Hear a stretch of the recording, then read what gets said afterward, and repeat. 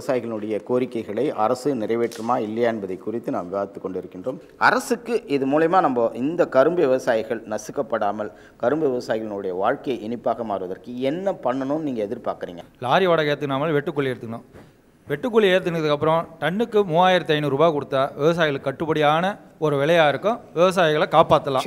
இந்த அரசாங்கம் அறிவித்த விலையை உடனடியாக வழங்க இந்த அரசாங்கம் ஏற்பாடு செய்ய வேண்டும் என்று கேட்டுக்கொள்கிறோம்.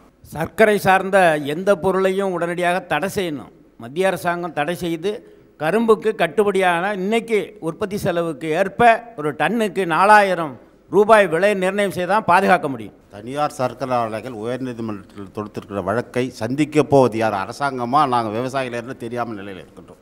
குளிர்பான கம்பெனிகளுக்கு நம்ம நாட்டிலே உற்பத்தியாகும் சர்க்கரையை கொள்முதல் செய்ய வேண்டும். அப்படி செஞ்சால் நம்ம சர்க்கரை விலை அதிகம் போகும். ரெண்டாவது பயிர் காப்பீடு இன்சூரன்ஸ், தனிநபர் பயிர் காப்பீடு இன்சூரன்ஸ், ஒட்டுமொத்த இன்சூரன்ஸ் கொள்கையை மாற்ற வேண்டும். மாற்றினாலே போதும், விவசாயிகள் சர்க்கரை கொடுக்குற பணம் சரியாக இருக்கும். கடந்த 3 வருடங்களாக தான் கரும்பு விவசாயி ரொம்ப பாதிக்கப்பட்டிருக்கிறான். அதற்கு முக்கியமான காரணம் 3 வருடமாக இந்த முத்தரப்பு மாநாட்டை கூட்டி விலையை அறிவிக்கல. அவங்க ஏற்றுமதி கொள்கையில் அவசியம் ஆண்டு முழுவதும் ஏற்றுமதி செய்யறதுக்கு அனுமதி வேணும். அதே மாதிரி எல்லா குளறுபடிகளுக்கும் 2 அரசாங்கம் தான் காரணம். மத்திய அரசாங்கமும் மாநில அரசாங்கமும் விலை நிர்ணயிக்கும் போது அதில் எப்படி வித்தியாசம் வருது? அதுவே தவறான கொள்கையாக இருக்குது. அவங்க இணைந்து செயல்படலை. அப்புறம் கடன் விவசாயிகள் கொடுத்த கரும்புக்கு பணம் கொடுக்கலன்னா அரசாங்கமே ஏற்றுக்கொண்டு ஒன்று அவங்க வாங்கின வட்டிக்கு கடனை தள்ளுபடி பண்ணிடணும், இல்லைன்னா அவங்களே காசு ரெக்கவரி கொடுத்துட்டு கம்பெனியிலேருந்து வாங்கிக்கணும், இல்லைனா கம்பெனி இன்ட்ரெஸ்ட் போட்டு வாங்குற மாதிரி அரசாங்கம் ஏற்பாடு பண்ணி தரணும். அரசு எனக்கு எங்கள் பையனுக்கு ஒரு அரசு வேலை வாங்கி தரணும். எங்கள் கடனை அடைக்கிறதுக்கு வழி காமிங்க. ஏலம் விடுறதுலேருந்து விற்கிறதுலேருந்து எல்லா பொருளும் வாங்கிறதுலேருந்து எல்லாமே நிர்வாக பொறுப்பும் அரசுகிட்ட தான் இருக்குது. அப்போது அதில் வர நஷ்டத்துக்கு காரணம் அரசு தான். கூட்டுறவு உறுப்பினர்களுமே கூட்டுறவு சர்க்கரை ஆலைகளை ஒப்படைச்சிங்கன்னா அவங்க நஷ்டத்துக்கான வாய்ப்பே வராதுன்றது என்னோட கருத்து. அரசாங்கம் நாங்கள் வாங்கிய வங்கிக் கடனை உடனடியாக செலுத்த வேண்டும். மீண்டும் பயிர்க்கடன் கிடைக்க உதவ வேண்டும். எதுக்கும் உயர்நீதிமன்றமும் உச்சநீதிமன்றமும் நேரடியாக பல வழக்குகள் எடுத்துக்கிட்டு இருக்கிற அந்த உயர்நீதிமன்றம் இந்த நேரடி காட்சிக்கு பின்னாலேயாவது தமிழகத்தில் இருக்கிற உயர்நீதிமன்றமாவது உயர்நீதிமன்ற நீதிபதிகளாவது தலையிட்டு தமிழகத்தில் இருக்கக்கூடிய கரும்பு விவசாயிகள் கிடைக்க வேண்டிய 5A விலையை வழக்கு இல்லாமல் பெறுவதற்கு நடவடிக்கை எடுக்க வேண்டும். ஆலை வாயில்ல அரசு இடைமேடை அமைக்கணுங்கிறது தான் கரும்பு விவசாய கோரிக்கை. கரும்பு விவசாயிகளோட வாழ்வாரம் செழிக்க கரும்புக்கு டன் ஒன்றுக்கு 3500 ரூபாய் விலை நிர்ணயம் செய்தால்தான் கட்டுப்படியாகும். வெட்டுக்கூலியை ஆலை நிர்வாகமும் ஏற்றுக்கொள்ள வேண்டும். சர்க்கரை ஆலைகளை நவீனப்படுத்த வேண்டும்.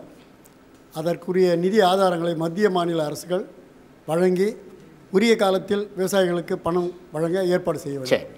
விலையை அறிவிக்கிறாங்க, கரும்புக்கு 2550 ரூபா தரணுன்ட்டு. ஆனால் தனியார் மில்லுக்காரங்க பூரா தர முடியாதுன்னு சொல்லிட்டு 2 வருஷமாக பண்ணிகிட்டு இருக்காங்க. இதில் ஜெயலலிதா தோத்தார்கள் என்பது சத்தியமான உண்மை. தனியார் சர்க்கரை ஆலை எஸ்ஐபி கொடுக்கலன்னா அவங்க மில்லு விட்டு வெளியே போக சொல்லுங்க. நம்ம நடத்திக்கலாம். நம்ம வரி பணத்தில் அவங்கள சலுகை ஆரம்பித்து மில்லு கட்டிக்கின்னு 5 வருஷம் அனுபவிச்சுட்டு இன்றைக்கி எனக்கு லாஸ் வருது அது வருதுன்னா நம்ம நடத்தினா போகுது. நம்ம மில்லு கவர்மெண்ட்டு நடத்த சொல்லுங்கள். ஏன் இது மாதிரி பண்ணுறாங்க? கரும்பு ஒரு டன்னுக்கு 2200 ரூபா, அது முழுமையாக ஒரே நேரத்தில் வழங்குவதில்லை. 500, 1400, மறுபடியும் திருப்பி இன்னொரு இன்ஸ்டால்மெண்ட், இந்த மாதிரி கொடுத்தா ஒரு விவசாயி இன்னொரு இடத்துக்கு கடனை எப்படி அடைப்பாங்க? ஆகவே தயவு செய்து போடுகிற விலையை ஒரே நேரத்தில் குறிப்பிட்ட நேரத்தில் 15 நாட்களுக்கு அறிவிக்கும்படி கேட்டுக்கொள்கிறேன். சரி சுரேந்தர், நீங்கள் என்ன எதிர்பார்க்குறீங்க? கரும்பு விவசாயிகளுக்கு என்ன கிடைக்கணும்னு நினைக்கிறீங்க? எங்கள் குடும்ப தலைவராக இருந்த எங்கள் அப்பா தான், அவரே இல்லை. இப்போ எப்படி எங்கள் குடும்பத்தை ரன் பண்ண போகிறோன்னு தெரில. அதனால் அதுக்கு ஒரு இழப்பீடும் எனக்கோ இல்லை எங்கள் அண்ணனுக்கோ ஒரு கவர்மெண்ட் வேலையும், நிலுவைத்தொகை பாக்கியில் இருக்கிற எல்லா விவசாயிகளுக்கும் அந்த நிலுவைத்தொகையும் போய் சேரணும். வெட்டுக்கூலியும் அரசாங்கமே ஏற்றுக்கணும். திரு லோகநாதன் சொல்லுங்கள். வெட்டுக்கூலியை பொறுத்தவரைக்கும் ஆலை நிர்வாகம் முழுவதும் ஏற்றுக்கொள்ளணும். வண்டி வாடகை ஆலை முழுவதும் எடுத்துக்கொள்ளணும். விவசாயிலிருந்து எந்த வகையும் வசூலிக்கக்கூடாது. ஒரு டன்னுக்கு 4000 ரூபா நிர்ணயம் செய்ய வேண்டும். இது செய்தாலும் கரும்பு விவசாயிகளுடைய வாழ்வாதாரத்தை காப்பாற்ற முடியும். இருக்கக்கூடிய கடன் பிரச்சனைகளும் தீர்வு காண முடியும். இதில் பொறுத்த லாபம்னு சொல்ல முடியாது. விவசாய கடன்லேருந்து மேலப்பட முடியும், அவ்வளோதான். இந்த தற்கொலையை காப்பாற்ற முடியும், அவ்வளோதான். மத்திய அரசு உபரியாக சர்க்கரை வருகிற காலத்தில் அந்த உபரி சர்க்கரையை எத்தனாலாக மாற்றி, எத்தனால் இன்றைக்கு மிக தேவையாக இருக்கிறது, எக்கோ ஃப்ரீயாக என்றோ அவர்களை ஒத்துக்கொண்டிருக்கிறார்கள். அதற்கு இவர்கள் 10% என்று இன்றைக்கு வைத்திருக்கிறார்கள். அதை உடனடியாக மாற்றி உபரி சர்க்கரை இன்றைக்கு தேங்கி இருக்காது. என்று மாற்ற வேண்டும். அடுத்தது, தமிழக அரசை பொறுத்தவரை மிக மிக இவருடைய நிர்வாக சிக்கல் காரணமாக தமிழகத்திலே நாங்கள் நசுக்கப்பட்டிருக்கிறோம். அதில் ஒன்று, இங்கு இருக்கிற நிலுவைத் தொகையை பொறுத்த வரைக்கும் இவர்கள் எந்த நடவடிக்கையும் எடுக்காமல் 6 மாத காலம் இன்றைக்கு பணம் கொடுக்காமல் இருக்கிறது. உடனடியாக எல்லா மாவட்ட ஆட்சித் தலைவர்களும் உடனடியாக விவசாயிகள், ஆலை தரப்பு அதிகாரிகள் முத்தரப்பு கூட்டத்தை கூட்டி உடனடி நடவடிக்கை எடுக்க வேண்டும் என்று ஆணையிட வேண்டும். 1. 2, தமிழக அரசு 2 கொடூரத்தை செய்திருக்கிறது எங்கள் மீது. வேட் வரியை விதித்திருக்கிறார்கள். இந்த வேட் வரியின் காரணமாக இங்கே 5% சர்க்கரை விலை அதிகரித்து வெளிமாநில சர்க்கரை வருகிறது. உடனே அதை நீக்க வேண்டும். அதற்கடுத்து மிக அதிகமாக 12.5-14% இங்கே ஆல்கஹாலுக்கு வரி விதித்திருக்கிறார்கள். பக்கத்தில் ஆந்திரத்திலே, கர்நாடகத்திலே 2% ஆல்கஹாலுக்கு வரி இருக்கிறது. இதனால் 1 லிட்டர் ஆல்கஹால் இங்கே 7 ரூபாய் அதிகமாக இருக்கிறது. இதை தமிழக அரசு நீக்க வேண்டும். 3வது, இணைமின் உற்பத்தியில் இவர்கள் மிகப்பெரிய தவறை செய்து கொண்டிருக்கிறார்கள். 1, உற்பத்தியாகிற மின்சாரத்தை வாங்குவதே இல்லை. ஏறக்குறைய 400 மெகாவாட் உற்பத்தியாகிறது. மின்சாரம் இல்லை என்று சொல்லுகிறார்கள். மும்முனை மின்சாரம் விவசாயி கொடுப்பதில்லை. இந்த நேரத்தில் உற்பத்தியாகிற அத்தனை மின்சாரத்தையும் இவர்கள் தடங்கலின்றி எடுக்க வேண்டும். 2, அதற்கு லாபகரமான விலை கொடுக்க வேண்டும். அடுத்து, கொள்முதல் மின்சாரத்துக்கு பணம் கொடுப்பதில்லை. இவைகளை எல்லாம் நாங்கள் சுமக்கின்றோம்.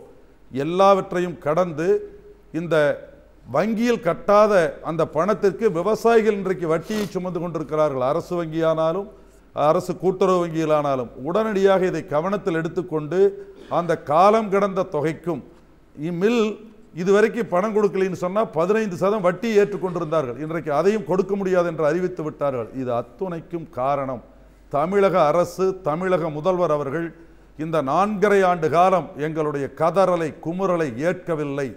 ஏற்க வேண்டும் என்று இந்த நெஞ்சு பொறுக்குதலிய நிகழ்ச்சியின் வாயிலாக நான் அரசியல் சார்பற்று கேட்டுக்கொள்கின்றேன். வணக்கம். நன்றி. ராஜ்குமார் சார். இந்திய நாடு வேளாண் சார்ந்த நாடு. வேளாண் சார்ந்த நாட்டை தொழில்துறை நாடாக மாற்றுவதற்கு முயற்சித்து கொண்டிருக்கின்றார்கள். அது ஒரு தவறு. தொழில்துறை எந்த அளவுக்கு உயர்கிறதோ அதே மாதிரி உழவு தொழிலை உயர்வதற்கு வழிவகை செய்யணும். இந்த மாதிரி விலை நிர்ணயம் செய்யும்போது அதை உறுதி செய்ய வேணும். அந்த விலை விவசாயிகளுக்கு கிடைக்கிறதா என்பதை உறுதி செய்யணும்.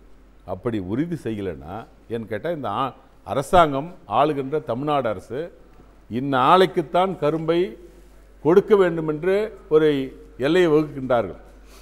தவறி வேறொரு ஆலைக்கு நீங்கள் எடுத்து சென்றால் உங்கள் மீது குண்டர் சட்டத்தை பாயும் என்று அறிவிப்பை செய்தார்கள். ஆக அரசாங்கம் ஆணையிடுகிறது, அரசாங்கம் விலையை அறிவிக்கிறது. அரசாங்கம் தொடர்ந்து இந்த மாதிரி ஆணைகளை வெளியிட்ட பிறகும் அந்த ஆலைகள் கொடுக்கவில்லை என்றால் அரசாங்கம் தான் அந்த விலையை கொடுக்க வேண்டும். எப்படி மத்திய அரசாங்கம் அவர்கள் அறிவித்த விலையை வழங்காத ஆலைகளுக்கு கடன் உதவி செய்கின்றார்களோ அதேபோல் மாநில அரசு அவர்கள் அறிவித்த விலையில் ஆலைகள் வழங்கவில்லை என்றால் தமிழ்நாடு அரசு தான் அந்த விலையை வழங்க வேண்டும். அப்படி வழங்குவதற்கு காலதாமதம் ஆகுதுன்னா அது உறுதி செய்யணும்னா ஒரு கடன் பத்திரத்தையாவது வட்டியுடன் கூடிய எங்களுக்கு வழங்க வேண்டிய தொகைக்கு வட்டியுடன் கூடிய ஒரு தொகை கணக்கிட்டு கடன் பத்திரத்தையாவது தமிழ்நாடு அரசு வழங்க வேண்டும். இன்னொன்று, அரசாங்கம் விலையை நிர்ணயம் செய்யும் போது, ஆணையிடும்போது அதற்கான அறிவிப்பை வெளியிடுவதற்கு பதிலாக சட்டம் இயற்ற வேண்டும். ஒரு பாதுகாப்பான ஒரு சட்டத்தை ஏற்றி அதன் பிறகு அவர்களுக்கு அந்த விலையை அறிவிப்பு செய்ய வேண்டும். ஒவ்வொரு ஆண்டும் கடந்த அரசுகள் இருந்ததெல்லாம் முத்தரப்பு மாநாட்டை கூட்டித்தான் கரும்பை விலையை அறிவித்தார்கள். ஆனால் இந்த அரசாங்கம் விவசாயிகளுடைய கோரிக்கைகளை விவசாயிகள் சொல்கின்ற அத்தனையும் செவிமடுக்காமல் முன்பிருந்த அரசாங்கம் செய்த அத்தனையும் பின்தள்ளிவிட்டு அவர்கள் மீது குறை சொல்வதே நோக்கமாக கொண்டு இன்றைக்கு செயல்பட்டு கொண்டிருக்கின்றார்கள். விவசாயத்தில் அரசியல் செய்யாமல் யார் மீதும் குறைகளை சொல்லாமல் விவசாயிகள் சொல்லுகின்ற கருத்தை தெரிந்து கொண்டு அவர்களுக்கு ஏற்ற மாதிரி அரசாங்கம் இயங்க வேண்டும் என்ற கருத்தை நான் முன்வைக்கிறேன். நன்றி திரு ராஜ்குமார் ஐயா. அரசுக்கு வைக்கக்கூடிய கோரிக்கை என்னவாக இருக்கணும் அப்படின்னு சொல்லி, கரும்பு விவசாயிகளுடைய நலன்கள் பாதுகாக்கணும்னு சொன்னால் மத்திய அரசாங்கம் இப்போ விலை நிர்ணயம் செய்வதற்கான ஒரு ஃபார்முலா எஃப்ஆர்பி என்று வச்சிருக்கிறத மாற்றி அமைக்கணும். எம்எஸ் சாமிநாதன் பரிந்துரையை கடைபிடிக்கணும். 1.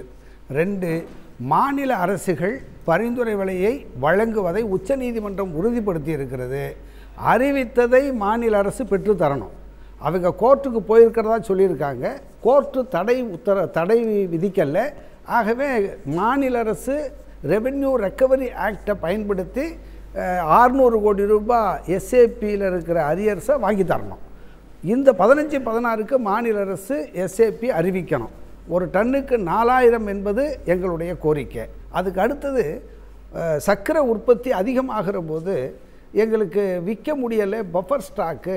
ஆகவே சிக்கல்னு ஆலை முதலாளிகள் சொல்கிறாங்க. 10% எத்தனால் உற்பத்திக்கு மத்திய அரசு இப்போ அனுமதிச்சிருக்கு. 10% எத்தனால் உற்பத்தினா கிட்டத்தட்ட 230 கோடி லிட்டர் உற்பத்தி பண்ணணும். அதை 20% எத்தனால் உற்பத்தி உயர்த்தப்படணும். அப்படி உயர்த்தப்படுற போது இந்த சர்க்கரை உற்பத்தியை பேலன்ஸ் பண்ணலாம். அதிகமாகிற போது எத்தனாலை ஆகவே எத்தனால் உற்பத்தியை அதிகப்படுத்தணும். அதை வாங்கி பயன்படுத்துகிற ஏற்பாட்டை ஆயில் கம்பெனிகளோடு இவங்க உறுதிப்படுத்தணும். ஆயில் கம்பெனிகள் லாபி பண்ணுறாங்க. அதை வெளிநாட்டிலேருந்து ஆயில் இறக்குமதி பண்ணி அவங்க லாபி பண்ணுறதை மத்திய அரசு தான் அதையும் கட்டுப்படுத்தணும். அதுக்கு அடுத்தது விவசாயிகளுக்கு தமிழ்நாட்டில் இந்தியா முழுவதும் இருக்கிற கூட்டுறவு சர்க்கரை ஆலைகள் மேம்படுத்தப்படணும். கூட்டுறவு சர்க்கரை ஆலைகளுடைய அறவை திறனை உயர்த்தணும். தமிழ்நாட்டில் 2000 கோடி ரூபாய் கடனில் சிரமப்படுது. இந்த கடனை மாநில அரசு ஏற்றுக்கொள்ளணும். வட்டியை தள்ளுபடி பண்ணணும். அந்த கடனை மாநில அரசு ஏற்றுக்கொள்ளணும். அதற்கு மத்திய அரசினுடைய கரும்பு மேம்பாட்டு நிதியிலிருந்து மாநில அரசு கேட்டு பெறணும், போராடி பெறணும். பெற்று தமிழ்நாட்டில் இவங்க கூட்டுறவு சர்க்கரை ஆலைகளை மேம்படுத்துவதன் மூலம் கரும்பு விவசாயிகளுடைய நலன்களை பாதுகாக்கலாம் என்பது எங்களுடைய அபிப்பிராயம். சரி, நன்றி ஐயா. கரும்பு விவசாயிகளுடைய கோரிக்கைகள் நிறைவேற்றப்படுமா இல்லையா என்பதை குறித்து ஒரு நீண்ட விவாதம். உண்மையாகவே பாதிக்கப்பட்ட கரும்பு விவசாயிகளுடைய கண்ணீர் கதையை கேட்கின்ற போது இந்த நிகழ்ச்சியை பார்த்து கொண்டிருப்பவர்கள் நிச்சயமாக அரசுக்கு எதிராக குரல் கொடுப்பார்கள் என்ற நம்பிக்கை எனக்கும் இருக்கிறது. கரும்பு தின்ன கூலி வேண்டுமோ இல்லையோ தெரியவில்லை, ஆனால் கரும்பை பயிர் செய்கிறவர்களுக்கு சரியான கூலியை தர வேண்டும் என்றுதான் இந்த நிகழ்ச்சியின் வாயிலாக நான் கேட்டுக்கொள்கிறேன். தன்னை கடித்து துப்பியவர்களுக்கு கூட இனிப்பை தருகின்ற கரும்பு அரசு அதனிடமிருந்து பாடத்தை கற்றுக்கொள்ள வேண்டும். நெல் நட்டேன் விற்கவில்லை, கரும்பு நட்டேன் விற்கவில்லை, கல் நட்டேன் விற்றுவிட்டது என்று சொன்னார்கள். ஒருவேளை இதே சூழ்நிலை வந்தால் எல்லா விளைநிலங்களும் வீட்டு நிலங்களாக மாறிப்போகக்கூடிய ஒரு சூழ்நிலையை அரசு தடுக்க வேண்டும். இந்த கரும்பு விவசாயிகளுடைய வாழ்க்கையிலே ஒரு ஒளியை ஏற்ற வேண்டும் என்று இந்த நிகழ்ச்சியின் வாயிலாக நான் கேட்டுக்கொள்கிறேன். சர்க்கரை வெல்லம் தரும் கரும்பு, அதற்கு 4000 ரூபாய் கொள்முதல் நிர்ணயிக்க அரசே நீ விரும்பு என்று சொல்லி நான் இந்த நிகழ்ச்சியை நிறைவு செய்கின்றேன்.